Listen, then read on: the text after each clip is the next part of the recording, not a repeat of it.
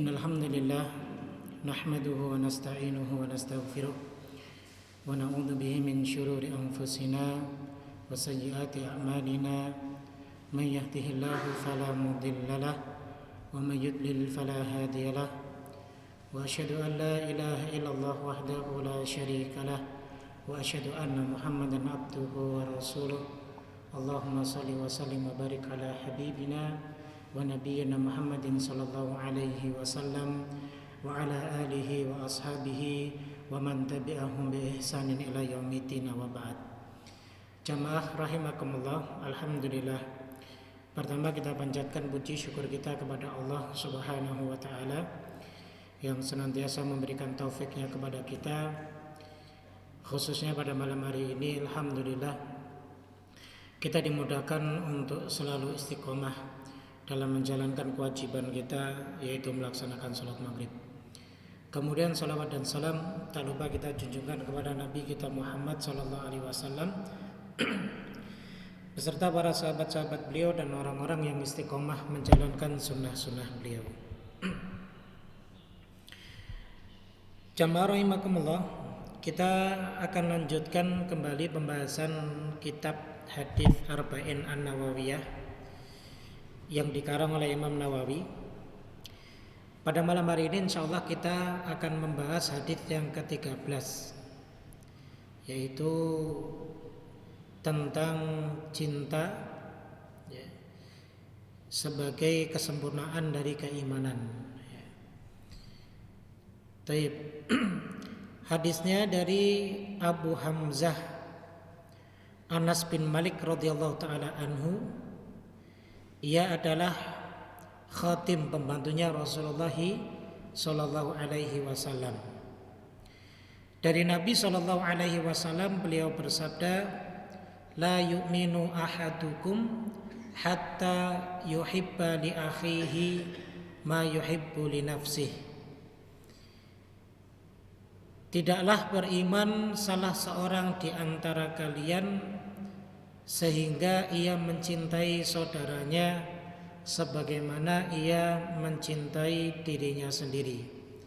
Hadis ini diriwayatkan oleh Imam Bukhari dan Muslim. Taib. Jamaah sekalian rahimakumullah, hadis ini termasuk salah satu hadis yang mengajak kita sebagai kaum muslimin untuk bersatu, dan larangan bagi kita untuk saling memusuhi, serta meninggalkan hal-hal yang dapat memecah belah kaum muslimin. Makanya di sini Rasulullah Shallallahu Alaihi Wasallam mengarahkan kepada kita semua agar hendaknya kita sebagai sesama muslim itu harus memiliki sifat menginginkan kebaikan untuk saudaranya, sebagaimana kita menginginkan kebaikan untuk diri kita sendiri.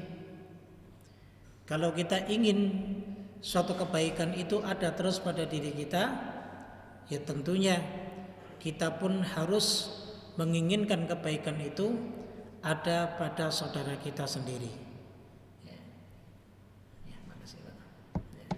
Makanya hal ini diungkapkan oleh Rasulullah Shallallahu Alaihi Wasallam di dalam hadits yang lain.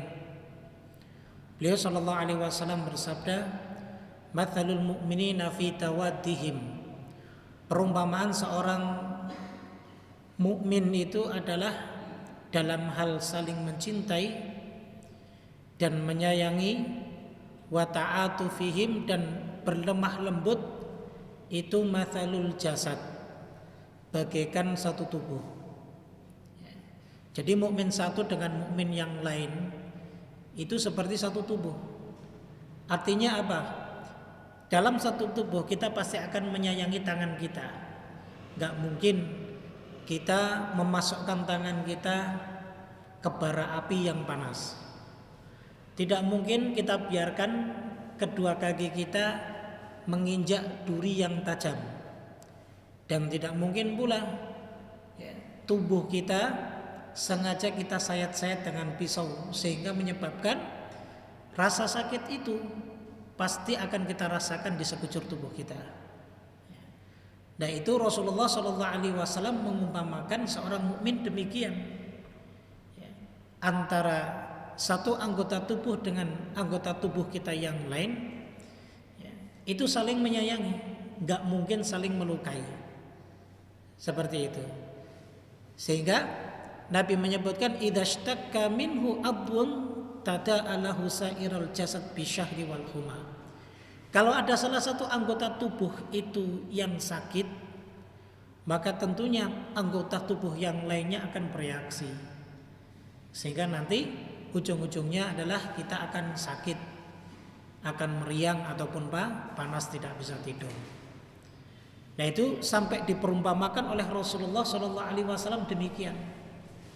Karena memang mukmin satu dengan mukmin yang lain itu harus saling menyayangi dan saling mencintai. Tidak boleh justru malah kita bermusuhan satu dengan yang lainnya, seperti itu. Kemudian poin yang kedua, dalam hadis ini juga menerangkan tentang bahwa sebagian dari kaum muslimin salah memahami makna hadis ini. Jadi menerjemahkan kata la yu'minu ahadukum hatta yuhibba li akhihi ma yuhibbu li nafsihi, itu bukan tidak sempurna iman salah seorang dari kalian hingga ia mencintai saudaranya sebagaimana ia mencintai diri dia sendiri. Karena mustahil, ya, nggak akan mungkin kita ini akan mencintai orang lain sama dengan kita mencintai diri kita sendiri. Pasti berat. Pasti berat. Tentunya pasti kita akan mendahulukan diri kita dibanding orang lain. Kalau misal kita belum makan, orang lain juga belum makan, hanya ada satu porsi nasi, kira-kira apakah satu porsi nasi itu kita berikan kepada orang lain atau kita makan dulu? Pasti kita makan sendiri dulu. Gak mungkin kita kasihkan kepada orang lain. Makanya kalau memaknai hadis ini, maknanya adalah sebagaimana kalian mencintai diri kalian sendiri, maka berat. Ini beban yang sangat berat. Sehingga tidak ada, ya, setiap mukmin itu bisa menyempurnakan keimanannya kalau maknanya demikian. Ya.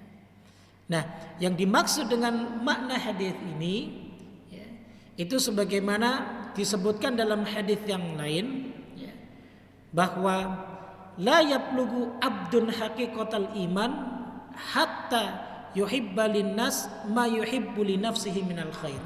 Artinya itu. Ya.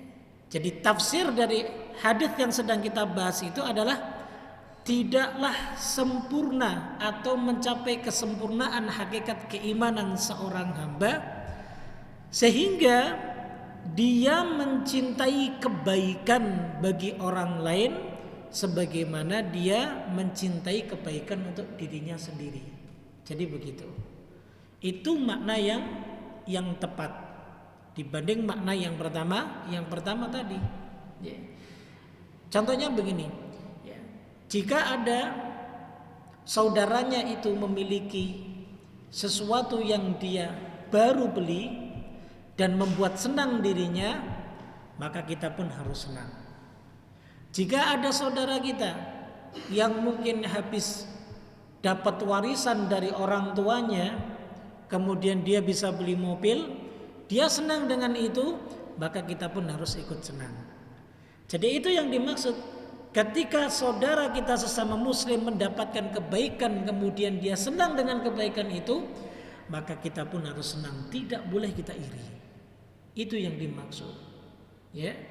Sehingga makna hatta yuhibba li akhihi ma yuhibbu li nafsihi itu adalah sampai kita ini mencintai kebaikan yang didapatkan oleh saudara kita itu sebagaimana kita mencintai kebaikan yang kita dapatkan untuk diri kita sendiri. Gitu, paham? Ya, kita senang nih kalau punya mobil. Ketika saudara kita punya mobil dia senang, ya kita harus ikut bahagia. Ketika saudara kita baru menikah, dia bahagia dengan pernikahannya, kita juga harus bahagia. Ketika saudara kita baru diterima pekerjaan yang gajinya besar, dia senang dengan itu, kita pun juga harus senang. Jangan kemudian kita merasa iri, kemudian kita merasa bahwa dia tidak pantas, harusnya saya yang lebih pantas. Maka kalau sudah bersikap demikian, berarti tidak masuk ke dalam hadis tersebut. Seperti itu, ya. Artinya bahwa kebaikan apapun yang didapat oleh saudara kita, kalau menurut dia senang, menurut dia baik, ya, berarti kita pun harus ikut senang.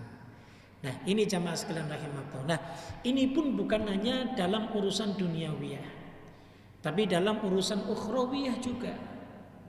Ya, sehingga misal kalau ya, kita suka berkata-kata baik, maka kita juga ingin saudara kita juga bisa berkata baik. Ya. Jadi kalau seandainya saudara kita kok berkata buruk, ya. Jadi ini menyelisih dengan rasa suka kita dengan perkataan baik, sehingga kita punya beban untuk memperbaiki saudara kita agar supaya dia juga berkata dengan perkataan baik. Seperti itu, ya. Contoh yang lain, andaikan kita ini senang dan bahagia mengenal sunnah, ya maka kebahagiaan kita juga harus kita tularkan kepada saudara kita yang lain. Dengan cara apa? Kita juga mengajak dia agar dia bisa belajar mengenal sunnah. Seperti itu, ya. Contoh yang lain juga, kalau seandainya kita senang untuk bersedekah, bisa untuk bersedekah, maka bagaimana caranya kita bisa mengajak saudara kita juga ikut bersedekah. Karena kebahagiaan yang kita rasakan juga harus dirasakan oleh saudara kita yang lain. Nah, ini kalau dari sisi ukhrawiyah, ya. Dari sisi duniawiyah kita juga tidak boleh hasad kepadanya. Dari sisi ukhrawiyah kita juga harus mengajarkan dan memperhatikan saudara-saudara kita yang lainnya agar supaya dia juga mencintai kebaikan sebagaimana kita mencintai kebaikan untuk diri kita sendiri. Seperti itu jemaah, ya. Tayyib. Kemudian tentang sikap kita sebagai seorang muslim terhadap saudara kita. Nah, di sini para ulama menyebutkan sikap seorang muslim terhadap muslim yang lain secara umum berkaitan dengan dua kemungkinan. Pertama adalah berkaitan dengan perkara dunia, dan yang kedua adalah berkaitan dengan perkara akhirat. Yang pertama, jika perkara tersebut perkara agama. Contoh, kalau kita melihat saudara kita kok kurang agamanya dari kita. Misal kita punya hafalan yang banyak, saudara kita justru malah gak bisa ngaji. Nah, sikap yang benar bagi kita bukan mencela dia, ya, bukan mengolok-olok dia, atau bukan malah menjauh darinya. Terkadang kita mengeksklusifkan diri kita sendiri, ya. Kita kenalnya dengan orang-orang yang sudah hafal Quran semuanya. Bagi orang-orang yang gak bisa ngaji, maka kita jauhi, sebab akan mengganggu keistiqomahan kita. Ini salah, tidak boleh. Kalau kita melihat saudara kita dari sisi agamanya dia kurang dari kita,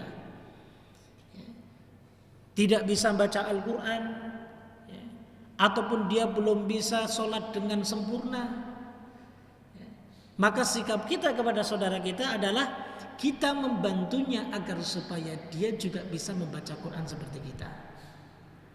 Itu, ya. Itu jika keadaan saudara kita itu agamanya lebih minim daripada kita. Yang kedua adalah mungkin kita dapati ada sebagian dari kawan kita atau saudara kita sama muslim, dari sisi agamanya standar dan sama dengan kita. Hafalannya juga sama. Ketika mengerjakan puasa-puasa sunnah juga sama. Ketika bersedekah sering berlomba-lomba juga sama.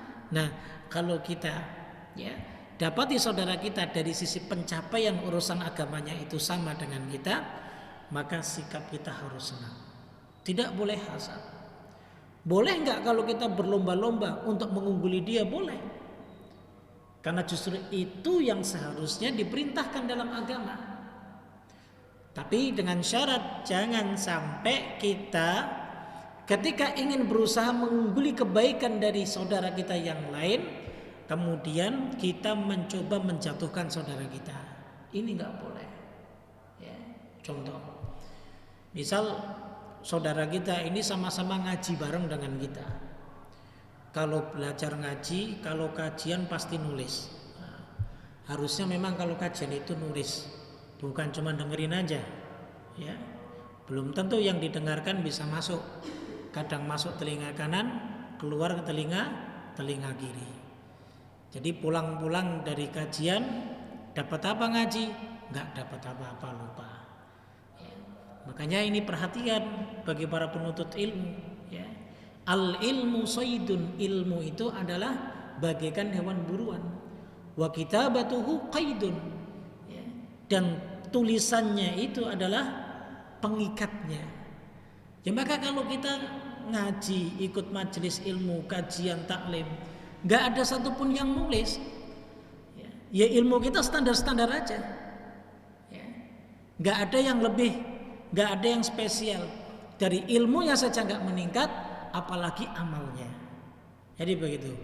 Nah misal ketika kita dapati saudara kita juga sama menulis dengan kita, ataupun sama mendatangi majelis ilmu dengan kita, lalu kemudian untuk membegal dia agar supaya dia ya, tidak dipuji oleh orang lain, kemudian kita membisikkan kepada ikhwan-ikhwan yang lainnya, jangan sama si fulan, jangan deketi si fulan, itu cuman framing aja, dia ngaji di sini. Ya. Sebenarnya dia mah ya, pemahamannya beda dengan kita. Sebenarnya dia mah tidak ikhlas dalam ngajinya. Nah, orang-orang seperti ini berarti orang-orang yang hasad. Ya. Harusnya sama-sama, ayo berlomba-lomba dalam kebaikan. Ya. Itu yang seharusnya kita lakukan. Jika seandainya dari sisi pemahaman saudara kita itu sama dengan kita, begitu.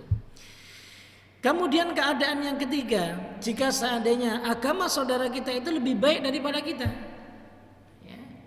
ya maka kita pun tidak boleh hasad kepadanya. Sikap yang benar adalah kita memunculkan sikap ghibthah, iri, tapi tidak ingin menjatuhkan saudara kita yang agamanya lebih baik dari kita.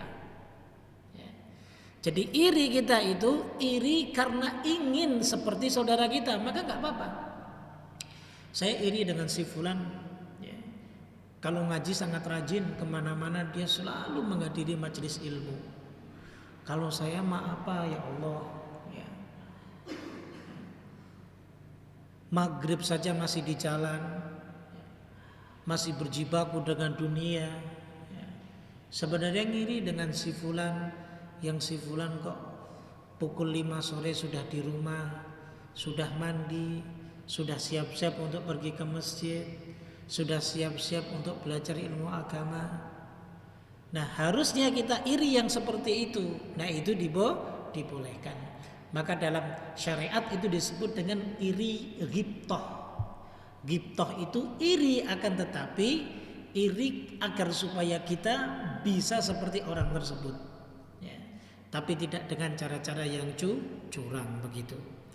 Nah itu sebagaimana disebutkan dalam hadis Nabi SAW bersabda, di sini diriwayatkan oleh Imam Bukhari, la hasada illa fi itsnatain, tidak boleh hasad kecuali dalam dua perkara. Pertama adalah rajulun atahullahul Qur'an fahuwa yatluhu ana al-laili wa ana al-lahan. Jadi kita boleh iri kepada seseorang yang Allah beri pemahaman dan kepandaian dalam membaca Al-Quran, sehingga dia bisa membaca Al-Quran siang dan malam. Maka kita boleh iri, sehingga memotivasi kita untuk belajar begitu. Yang kedua, wa rajulun atahu Allahu malan fahuwa yunfikuhu ana al-laili wan nahar. Kita boleh iri dengan orang yang Allah karuniai harta. Dengan hartanya dia bisa menginfakkan hartanya tersebut di jalan Allah Subhanahu wa taala. Nah, hal ini boleh kita iri. Ya. Tapi kalau dalam urusan dunia, kenapa kita harus iri? Ya. Dalam urusan akhirat pun misalnya, kita iri lalu kemudian kita mencoba untuk menjatuhkan saudara kita ketika diberi kenikmatan oleh Allah Subhanahu wa taala, maka ini tidak boleh. Ini dilarang dalam Islam. Jadi kita boleh iri sebatas kita ingin seperti saudara kita yang lainnya, yang dia diberikan kenikmatan karunia oleh Allah Subhanahu wa taala berupa ilmu, berupa harta, tapi dia gunakan benar-benar atas dasar karena dia ingin bersyukur atas nikmat yang Allah Subhanahu wa taala berikan kepadanya. Makanya kata Rasulullah sallallahu alaihi wasallam, manusia itu dibagi menjadi 4 golongan. Ada manusia yang Allah kasih ilmu dan Allah kasih harta. Sehingga harta dia bisa manage dengan ilmunya, sehingga dia infakkan di jalan Allah Subhanahu wa taala. Ada jenis orang yang kedua, dia diberi ilmu tapi tidak diberi harta yang banyak. Nah, dari sini dia bercita-cita dan punya iktikad yang kuat, kalau seandainya dia dikaruniai harta oleh Allah, dia pengen seperti orang yang pertama tadi. Hartanya itu bisa dia gunakan di jalan Allah Subhanahu wa taala pula. Maka meskipun dia belum bisa berinfak, tapi keinginannya tersebut menjadikan dia mendapatkan pahala yang sama dengan orang yang pertama. Kemudian golongan orang yang ketiga, orang yang diberi harta tapi nggak diberi ilmu, sehingga dia belanjakan itu hartanya untuk kemaksiatan kepada Allah. Kalau untuk nyumbang masjid, kayaknya kalau buat nyumbang masjid nggak ada manfaatnya menurut versi dia. Ketika ada acara, misal 17 Agustus mau diadakan konser dangdut, ngundang bintang-bintang penyanyi dangdut terkenal, bintang Nusantara, dia paling awal berapa? 1,5 M, dia kasih 1 miliar. Jadi justru dia lebih semangat untuk menyumbangkan hartanya dalam kemaksiatan kepada Allah. Sebab kenapa? Karena dia tidak diberi ilmu, dia hanya diberi harta, sehingga dia tidak bisa membelanjakan hartanya dengan baik. Justru malah dia belanjakan hartanya untuk bermaksiat kepada Allah Subhanahu wa taala. Begitu. Taib. Kemudian jenis orang yang keempat, kata Nabi SAW, orang yang gak diberi harta dan orang yang gak diberi ilmu, sudah jahil, miskin lagi. Nah, ngerinya seperti ini. Kalau jadi orang itu paling gak milih salah satunya lah, atau enggak paling enggak seperti orang jenis yang kedua, meskipun cukup tidak lebih, akan tetapi dia punya ilmu, semangat belajar ilmunya tinggi. Ini enggak, orang yang keempat ini sudah miskin, kemudian bodoh, enggak mau belajar. Angan-angannya apa? Kalau saya punya duit kaya, saya mau membeli Homer 10 krat buat 1 RW ini pesta Homer. Jadi keinginannya begitu, enggak bisa terkontrol, karena memang dia enggak punya agama. Dia kira nyumbang seperti itu tuh baik, padahal dia tahu khamr itu haram. Tapi menurut dia, untuk mensupport wilayahnya ataupun daerahnya, yang dia lakukan, yang dia sumbangkan adalah khamr. Yang dia adakan bukan pengajian, akan tetapi konser musik. Nah, orang-orang yang seperti ini, orang yang jenis keempat ini adalah orang-orang yang sangat merugi sekali. Jadi tidak patut bagi kita untuk menirunya. Nah, jadi seperti itu ya. Jadi ini terkait dengan sikap kita sebagai seorang muslim dengan muslim yang lain dalam urusan akhirat, kita harusnya seperti itu ya. Baik. Kemudian dalam perkara dunia, sebenarnya tadi sudah kita singgung. Bagaimana sikap kita dengan saudara kita sesama muslim dalam perkara dunia? Maka ada 3 kondisi juga. Pertama, kalau kita melihat saudara kita lebih kaya dari kita, ataupun sebaliknya, kita lebih kaya dari saudara kita, maka sikap kita yang benar adalah menghadirkan perasaan ingin agar saudara kita juga berhasil seperti kita. Kita support dia. Antum kenapa akhi? Aduh, ini lagi pusing nih. Kenapa pusing? Dagangan saya hancur, modalnya nggak mutu. Ya sudah, antum butuh berapa? Nah, kita support dia. Harusnya seperti itu. Kalau memang kita sama-sama berhasil. Masalahnya kita sama-sama bukan orang berhasil, nah itu ya. Akhirnya dua-duanya sama-sama menghayal saja.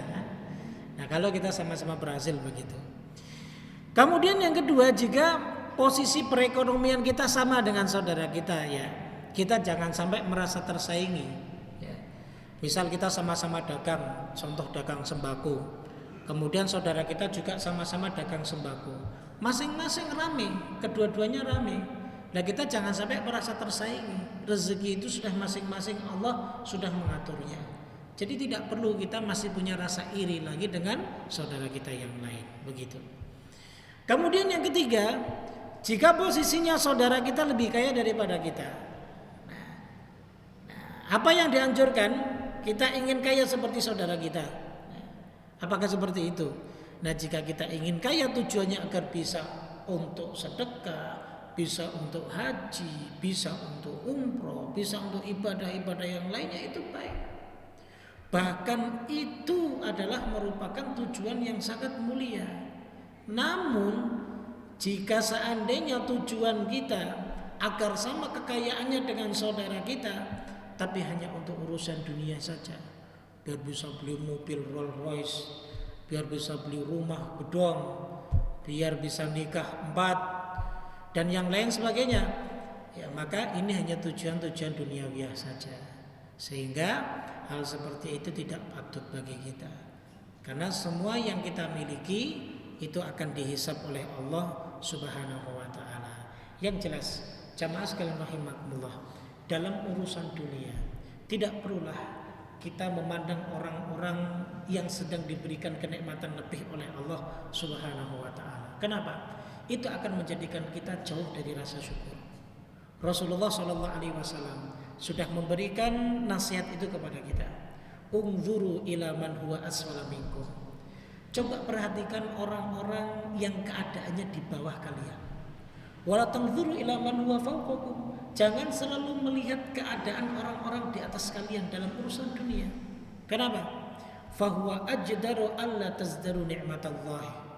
Karena kalau sampai kita selalu melihat orang-orang yang ada di atas kita, maka kita akan meremehkan nikmat Allah Subhanahu wa taala. Tapi kalau kita melihat orang-orang yang berada di bawah kita, oh ya, gaji saya 5 juta. Saya melihat si fulan kasihan sehari cuma 100.000. Harian lagi. Jadi kalau dikumpulkan cuma 3 juta. Yang 3 juta pun jangan melihat yang temannya yang gajinya 5 juta. Dia lihat orang-orang yang cuma kerjanya berada di toko, kemudian sehari cuma dikasih uang 50.000. Kalau dikumpulkan, diambil dari liburnya seminggu 1 kali, maka dia cuma dapat 1.300.000 dalam sebulan. Orang yang punya gaji 1.300.000 dalam sebulan, jangan melihat orang yang gajinya 3 juta. Terus dia lihat yang paling bawah. Pasti dia akan bersyukur. Tapi kalau kita melihat orang-orang yang di atas kita, kita tidak akan pernah bersyukur. Bukan berarti kita nggak boleh ya. Bukan berarti nggak boleh, tapi lebih rentan kita ini nggak akan mungkin bisa bersyukur. Akan selalu mengeluh, pasti mengeluh. Boleh kita melihat orang di atas kita untuk memberikan motivasi bagi kita. Tapi kita lihat dulu diri kita. Yang tahu hati kita, yang tahu iman kita itu adalah diri kita. Kalau seandainya itu akan justru malah merusak rasa syukur kita kepada Allah Subhanahu wa taala, maka akan lebih baik jangan melihat orang yang ada di atas kita. Lihat orang-orang yang ada di bawah kita. Sehingga itu akan menumbuhkan rasa syukur kita kepada Allah Subhanahu wa taala. Dunia jamaah rahimakumullah enggak akan habis kalau kita nilai. Ya. Tidak akan ada ujungnya. Kalau ingin kita takar. Si fulan kaya, dia paling kaya di Masjid Jihadul Akbar. Ketika dia main ke Masjid Al-Mubarak, dia ketemu orang yang lebih kaya lagi. Dia semangat lagi ingin mengungguli kekayaannya. Tapi ternyata setelah dia lebih kaya di Masjid Mubarak, dia pindah lagi ke masjid yang lain, misalnya Masjid Baitul Salam. Ternyata ketemu orang di Masjid Baitul Salam ada yang lebih kaya dari dirinya terus. Tidak akan ada rasa puasnya kita dalam urusan dunia.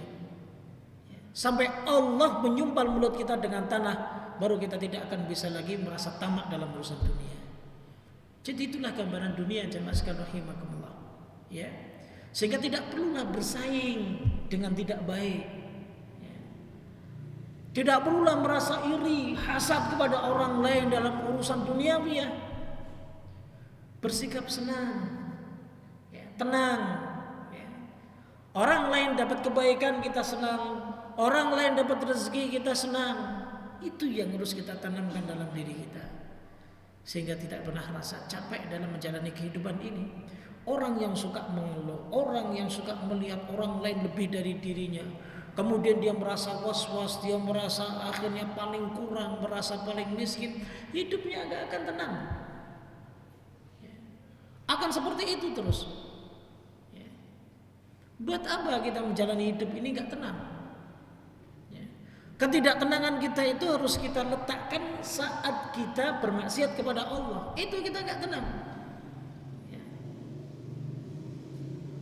Terkadang ada orang punya cita-cita, andaikan saya punya duit 200 miliar, mungkin saya bisa tenang ya. Contoh begitu. Bisa jadi kalau orang punya duit segitu, lebih gak tenang lagi. Ngantri tiap hari orang minta-minta kita. Bisa jadi begitu. Kita dihantui rasa takut, nanti ada orang yang masuk ngambil duit kita. Nanti ada bagian PPATK yang mencatat, waduh, ini uang dari mana nih? Pencucian uang misalnya, atau lain sebagainya. Wah, ngeri. Justru malah buat kita nggak tenang, bikin stres. Ya. Maka hidup sewajarnya. Jadikanlah hidup ini sebagai wasilah kita untuk mendapatkan akhirat kita nanti di sisi Allah Subhanahu wa taala. Begitu jamaah sekalian. Kemudian poin yang ketiga yang C. Ya. Terkait dengan sikap ithar. Ithar itu mendahulukan orang lain. Kalau tadi sikap baina-baina antara kita dengan saudara kita yang lain, harus sama-sama senang. Kita senang, kita harus menciptakan rasa senang kepada saudara kita. Sekarang berbanding balik. Boleh enggak ketika kita menciptakan rasa senang kepada saudara kita, namun kita dalam keadaan sedang membutuhkan juga? Itu dibolehkan. Namun sebatas dalam urusan dunia, tidak dalam urusan akhirat. Ithar ini lebih mendahulukan orang lain dibanding diri kita.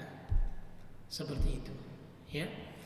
Sebagaimana contoh kisah beberapa sahabat Nabi radhiyallahu taala anhum, ketika Allah Subhanahu wa taala menurunkan surat Al-Hasyr ayat yang ke-9, wa yu'thiruna ala anfusihim walau kana bihim khasasah. Dan mereka ithar, ya, yaitu lebih mengutamakan orang lain dibanding diri mereka sendiri, padahal mereka juga membutuhkan hal itu. Ya. Nah di sini ya, ada dua kisah ithar sahabat. Yang pertama adalah kisahnya Sa'ad bin Rabi' dan Abdurrahman bin Auf. Sa'ad bin Rabi' dan Abdurrahman bin Auf ini dipersaudarakan oleh Rasulullah. Dipersaudarakan oleh Rasulullah. Abdurrahman bin Auf ini kaum Muhajirin, Sa'ad bin Rabi' ini kaum Ansar. Dan Sa'ad bin Rabi' ini salah satu orang yang kaya di Madinah. Kebunnya luas, istrinya banyak. Ketika dipersaudarakan, apa yang dikatakan oleh Sa'ad bin Rabi' kepada Abdurrahman bin Auf? Sekarang kau menjadi saudaraku. Kalau kau menginginkan hartaku, berapa kau minta? Setengahnya, sepertiganya, atau 3/4-nya akan aku kasihkan. Kau lihat salah satu dari istri-istriku. Kalau ada yang cantik yang kau mau dari mereka, bilang sama saya akan saya ceraikan istriku. Subhanallah. Ya. Tapi tentu jangan ikut-ikutan ya. Antum istrinya masih satu, apalagi yang belum punya istri kan, seperti itu. Ya. Istrinya masih satu. Nah, sampai sebegitunya jemaah. Ya. Sampai begitunya. Tapi tidak dengan Abdurrahman bin Auf. Ya. Nah ini yang dimaksud dengan hadis Nabi SAW, wazhad fima indan nas yuhibbukan nas. Kalau kita bisa zuhud terhadap apa yang dimiliki oleh orang lain, maka kita akan dicintai oleh orang. Nah, Abdurrahman bin Auf tidak memintanya. Kalau kita mungkin ditawari begitu, oh boleh, separuhnya dong. Ya, coba istri antum yang paling cantik yang mana? Mungkin seperti itu. Tapi tidak dengan sahabat Nabi ini. Dia mendoakan Sa'ad bin Rabi', barakallahu laka fi ahlika wa malik. Semoga Allah memberkahimu, memberkahi keluargamu dan hartamu. Aina sukukum? Abdurrahman bin Auf tanya, di mana pasar kalian?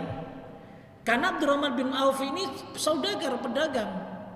Dia tinggalkan semua hartanya di Mekah demi ikut hijrah bersama Nabi SAW. Sehingga dia bisa membangun perdagangannya di Madinah dan dia kembali menjadi orang kaya lagi. Sampai suatu waktu ketika Ummul Mukminin Aisyah radhiyallahu taala anha pernah mengatakan bahwa gini, aku pernah dengar Rasulullah itu pernah mengatakan Abdurrahman bin Auf itu masuk surganya lambat. Kaget Abdurrahman bin Auf. Waduh, lambat dibanding sahabat-sahabat yang lainnya. Akhirnya Abdurrahman bin Auf langsung datang kepada Ummul Mukminin. Apakah benar wahai Ummul Mukminin? Rasulullah pernah mengatakan begitu? Iya benar. Abdurrahman bin Auf saat itu dia hendak membawa barang dagangannya.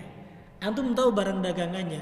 Barang dagangannya itu dibawa di atas onta dan dia siap membawa 200 ekor onta untuk menuju ke Syam untuk berdagang. 200 onta, setiap ontanya punya barang dagangan yang begitu banyak. Itu semua disedekahkan untuk kaum muslimin di Madinah. Subhanallah. Karena khawatirnya kalau dia masuk surga agak lambat dengan sahabat-sahabat yang lainnya. Masya Allah. Ini harusnya sikap sebagai seorang muslim, seorang mukmin, tidak peduli dengan urusan kesenangan dunianya. Dia pasti akan berbagi kepada yang lainnya. Ini sebagai contoh, ya. Baik. Kemudian yang berikutnya, contoh kisah yang kedua adalah kisah Ansor. Ketika menjamu tamunya Rasulullah SAW, dia sendiri tidak punya bahan untuk makan keluarganya. Bahkan yang tersisa di rumahnya itu makanan untuk anaknya. Itu diberikan oleh tamunya Rasulullah SAW. Subhanallah. Padahal mereka sendiri keluarganya belum makan, tapi tamunya Rasulullah 3 hari lebih belum makan.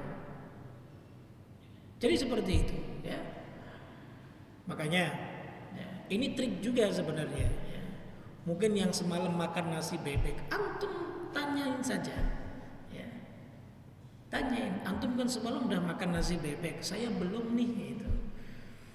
Ya. Kalau iman antum mau sempurna, kesenangan saya, kesenangan antum juga. Nah, traktir saya nasi bebek malam ini kan gitu. Ya. Itu bisa, tapi jangan dipraktekkan ya, seperti itu. Nah, jadi seperti itu. Saking dia itharnya kepada orang lain, maka meskipun dia butuh, tapi ada yang lebih membutuhkan, dia berikan kepada orang lain.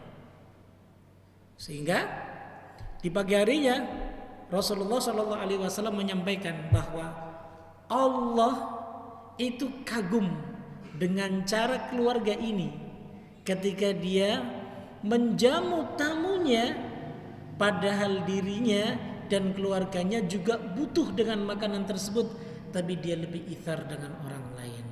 Nah, ini ithar yang diperbolehkan. Ya. Dalam urusan dunia nggak ada masalah. Begitu. Andaikan memang benar-benar ada orang yang memang betul-betul lebih membutuhkan daripada kita dahulukan mereka. Seperti itu.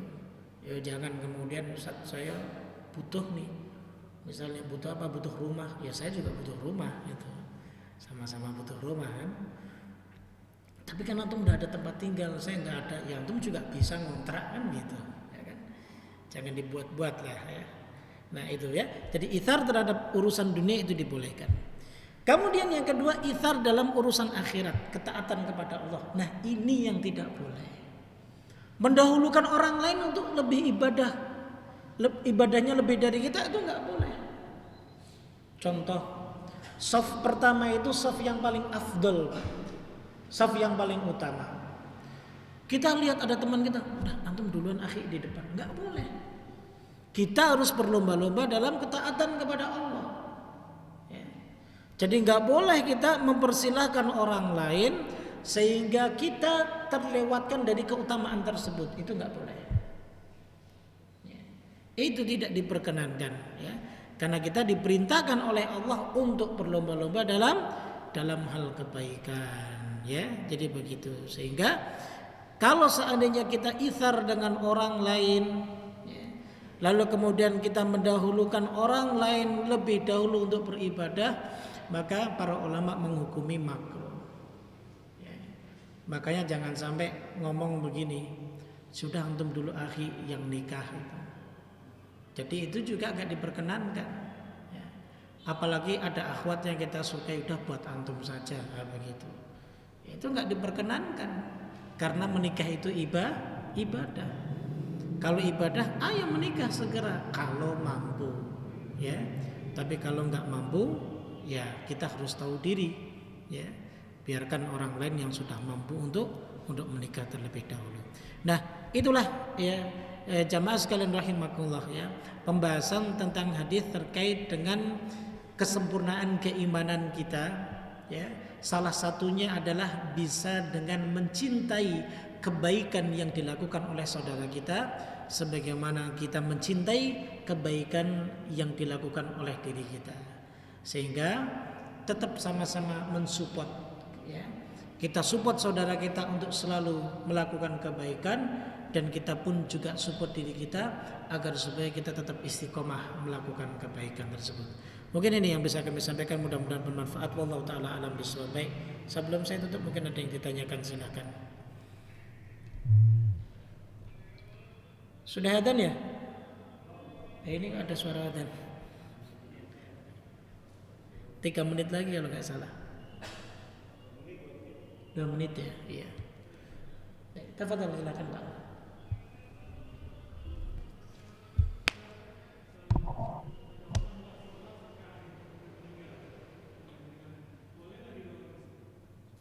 Didoain. Pertama, apakah kita tahu benar-benar dia nggak pernah sholat? Begitu. Ya. Kalau kita tahu benar-benar dia nggak pernah sholat, pertanyaannya lagi, apakah dia nggak sholatnya karena malas ataupun dia mengingkari kewajiban sholat? Seperti itu. Sehingga kalau kita memang tidak tahu, ya kita masih dalam taraf boleh untuk mendoakan. Kenapa? Karena secara zahirnya dia muslim, kecuali dia mengikrarkan bahwa saya sudah murtad dari Islam, itu beda lagi, kita nggak boleh doakan. Adapun urusannya benar-benar apakah dia sudah murtad ataupun tidak dengan dia meninggalkan sholat, itu kita kembalikan kepada hukum Allah. Tapi boleh tidak mendoakannya? Boleh. Karena secara zahirnya muamalah dia dengan kita, dia adalah seorang muslim. Seperti itu, Pak. Wallahu a'lam bishawab. Doakan saja, mudah-mudahan ya bukan berarti kita meremehkan meninggalkan sholat ya. Mungkin itu dari keluarga kita misalnya. Mudah-mudahan Allah memberikan rahmat dari itu. Begitu. Ada lagi?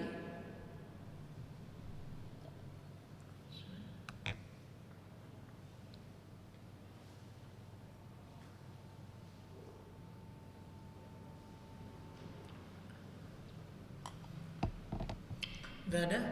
Kalau gak ada kita ucapkan subhanakallah wa bihamdik asyhadu an la ilaha illa anta astaghfiruka wa atubu ilaik. Assalamualaikum warahmatullahi wabarakatuh.